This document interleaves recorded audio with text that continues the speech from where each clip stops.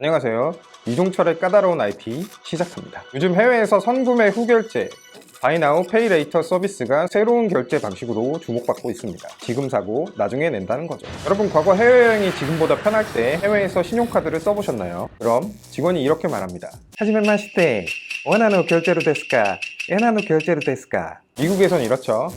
Hello, do you wanna one checkout? 여기서 이상한 점 못 느끼셨나요? 할부 여부를 안 물어봅니다. BNPL은 구매 후에 6주 동안 4번에 나눠서 갚는 서비스입니다. 만약 폰을 120만원 주고 샀다면 6주 동안 자기가 원하는 타이밍에 30만원씩 4번 내는 서비스죠. 뭔가 이상하죠? 우리나라에서 이게 이상한 이유는 우리나라에는 이미 무이자 할부가 있기 때문입니다.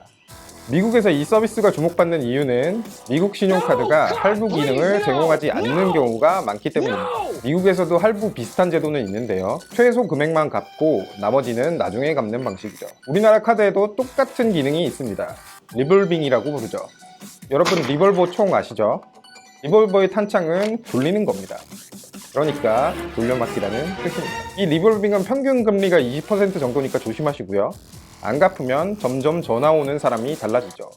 처음에는 여성 상담원이 여보세요, 안녕하십니까 고객님, 이런 식으로 전화가 오다가 나중에는 평범한 남자가, 맨 마지막에는 이런 전화가 옵니다. 아니 이종찬씨, 돈을 빌렸으면 갚아야지.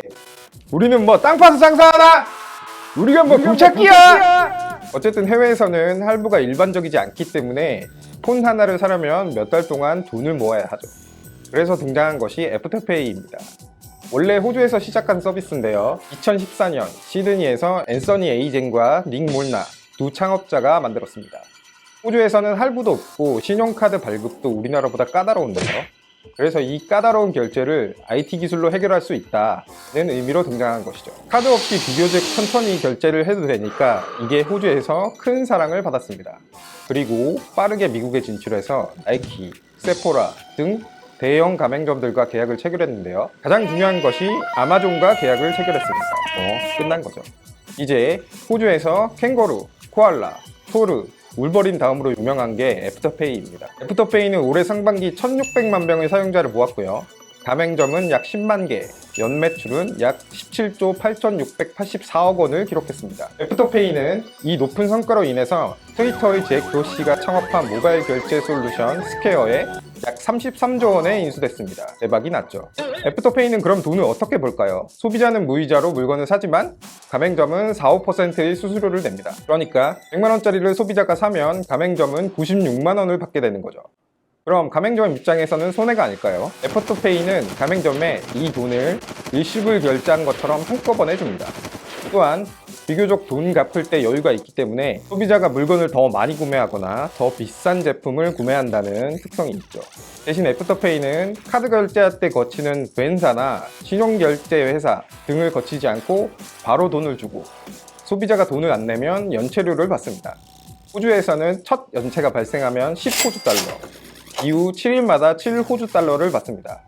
만약 한 달을 연체하면 약 26,000원, 두 달이면 약 5만원을 연체료로 내야 하죠. 실제로 사용자 중 20%가 연체를 하고 있고요. 애프터페이는 전체 수익의 20%를 연체료로 걷어들이고 있습니다. 애프터페이가 좋은 성과를 내자 미국에서는 다양한 업체가 PL 서비스에 뛰어들고 있는데요. 기존에 서비스를 하던 업범도 있었고 페이팔도 페이인4라는 서비스를 내놓았죠. 카드 회사도 가만히 있을 수는 없어서 아메리칸 익스프레스가 최대 24개월 무이자 할부 서비스 플래닛을 내놓기도 했습니다. 그런데 미국 IT 하면 역시 애플이죠. 애플도 애플 페이레이터 서비스를 준비하고 있다는 소식이 들리고요.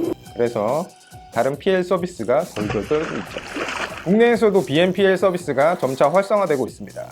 네이버가 후불 결제 서비스를 도입하고 있죠. 쿠팡도 사실 나중 결제 서비스를 하고 있는데 적극적으로 홍보하고 있지는 않습니다. 한국은 이미 카드 무이자 서비스가 자리를 잡은 상태이기 때문에 편의성 강화 측면 정도에서만 매력이 있고요. 어쨌든 편한 건 네이버 페이가 짱이니까요. 한편에서는 이 페이레이터 서비스가 MZ세대의 소비를 부추겨서 과도한 소비를 발생시킨다는 우려가 있습니다.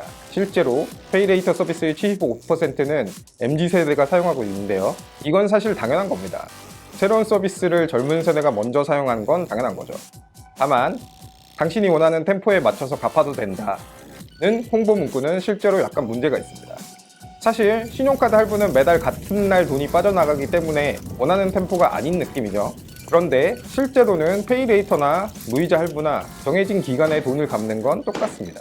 그러니까 페이레이터 서비스가 과도한 소비를 부추기는 것보다 자신의 소비 자유를 극대화시켜준다는 느낌을 주는 게 더 잘못이죠. 사실은 긁는 순간 우리 모두는 노예가 되는 것입니다. 우리가 뭐 굴착기야! 그리고 무슨 세대 성향 같은 이야기를 그 세대가 아닌 사람이 하면 대부분 틀립니다. 사회적으로 목소리가 더 큰 것뿐이죠. 다만 전 세계적으로 가계부채가 증가하는 경향이 있어서 조심할 필요는 있습니다. 국내에서는 강력한 카드사 무이자 할부도 많고 카드 만들기도 비교적 쉽죠. 제가 잘 아는 거절 잘 못하는 친구가 있는데 마트 갈 때마다 카드를 만들어서 지금 카드가 10개가 넘습니다. 1년에 연회비만 20만원씩 쓰고 있죠. 그러니까 이 BNPL이 해외에서처럼 인기를 끌기는 좀 어렵겠죠. 6주보다는 6개월 무이자 할부가 더 나으니까요. 그러니까 여러분 사고 싶은 거 마음껏 사시고 감당할 수 있을 만큼 현명한 소비하시기 바랍니다. 저는 오늘 스마트폰 사러 갑니다. 제가 구독하지 말라고 하니까 여러분이 정말 구독을 안 해주고 계신데요. 아주 고맙습니다. 구독, 팔로우, 알림 설정 안 할 수 있으면 안 해보시고요. 다음 시간에 뵙겠습니다.